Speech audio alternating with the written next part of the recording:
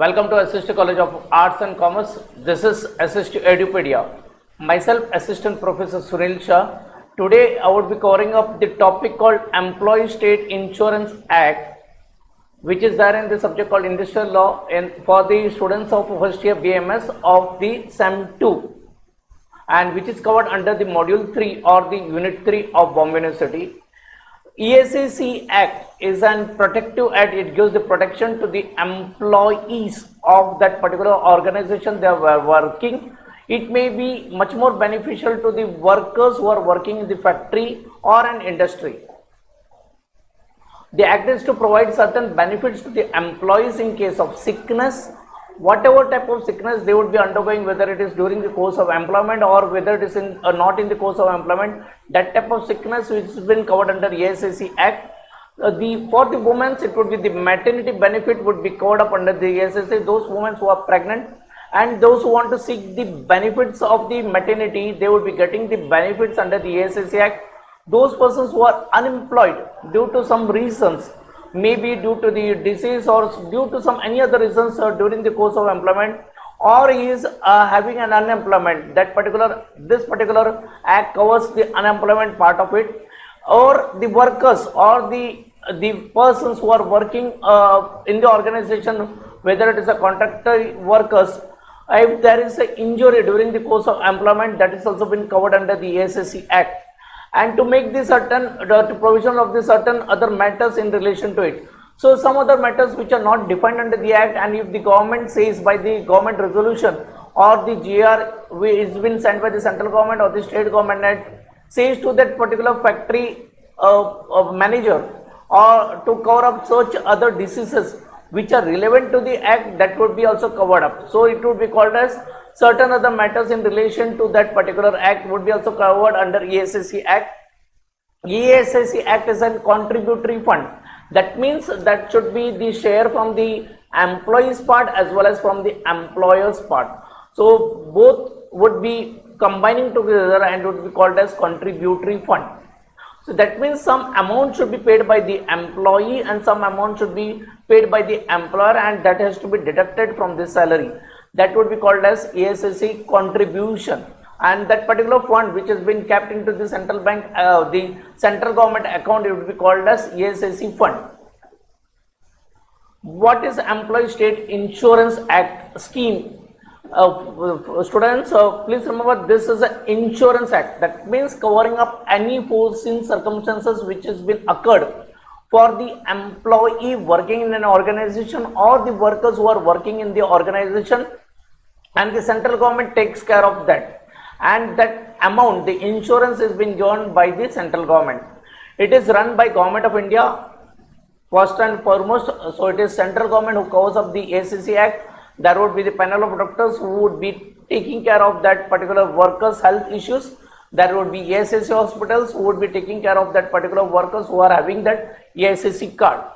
It is a self-finance integrated social security scheme. The word social security is that in a course of employment, if the worker is been affected by injury, disablement, or with the maternity or any funeral expenses are also been covered under the social security schemes of the government.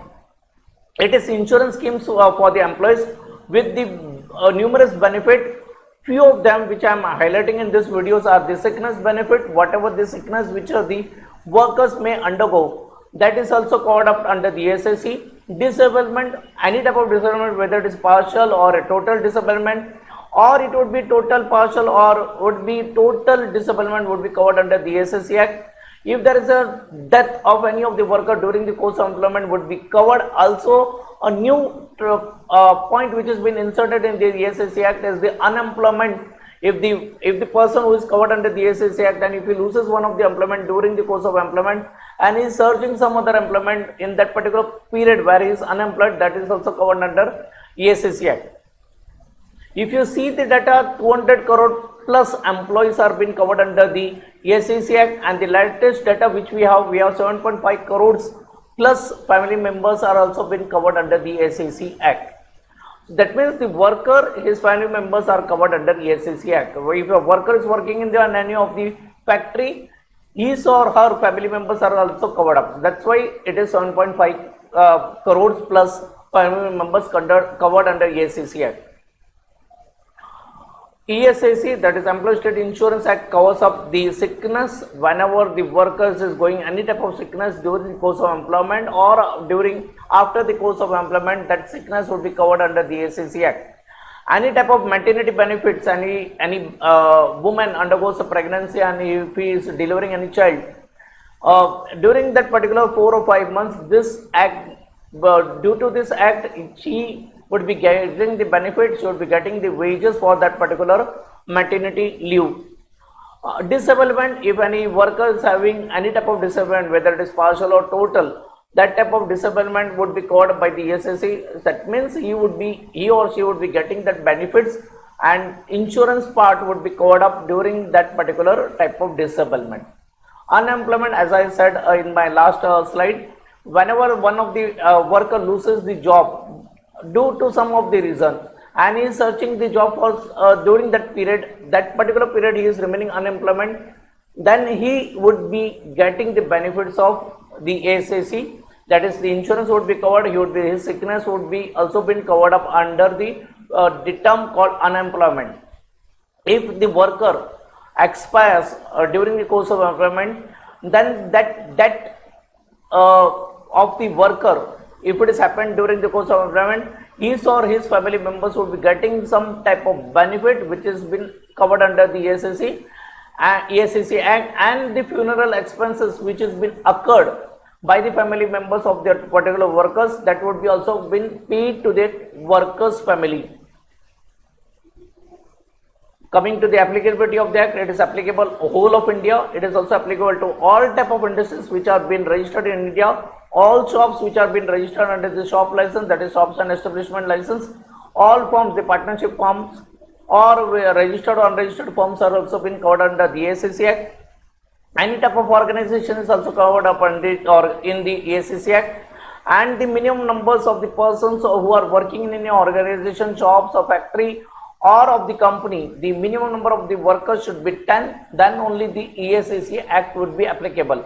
In a last preceding year, if the workers' strength is less than 10, that means they won't be getting the benefit of ESST. But if once it is ESST, that is applicable to all that particular future years. If the number of the workers are also less, then also the ESST Act is applicable.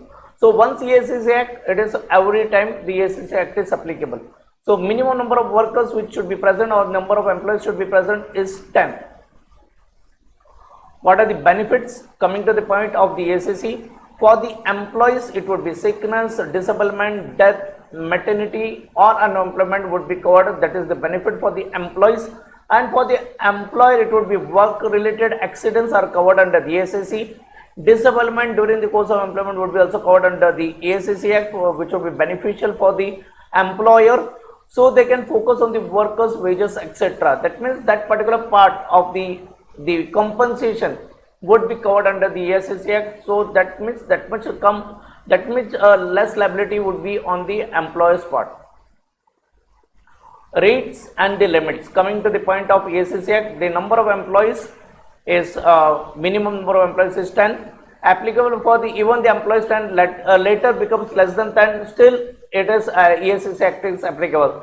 So if in the year 2021, if the workers are 10 and in the 21-22, if the workers' strength is 9 or 8, then also ESST Act is applicable. So once ESST Act is applicable, it is applicable for the lifetime unless until that particular organization goes shut down, or it is voluntary wind up in case of firms, or there is a dissolution of the partnership firm, or is a winding up process for the company.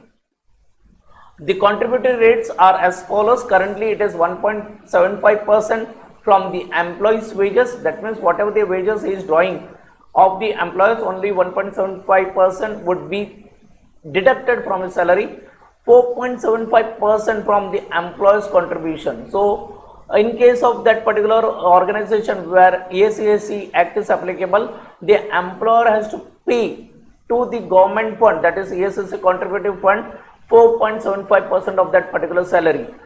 Some new ESST rates have 4% contribution rate. It depends upon the organization to organization. It depends upon the GR of the government. Coming to the how to calculate the SST, suppose the employer's wages rupees 10,000 per month if is drawing, then the employee's share, the worker's share would be what he will be contributing to the fund is 1.75% of rupees 10,000. That comes to 175 rupees.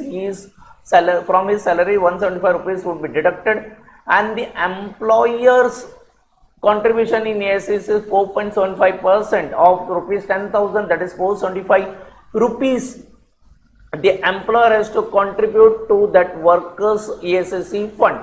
So if you see the total ESSC 175 rupees plus 475, that is 650 rupees is being deposited into the ESSC account of that particular worker per month basis.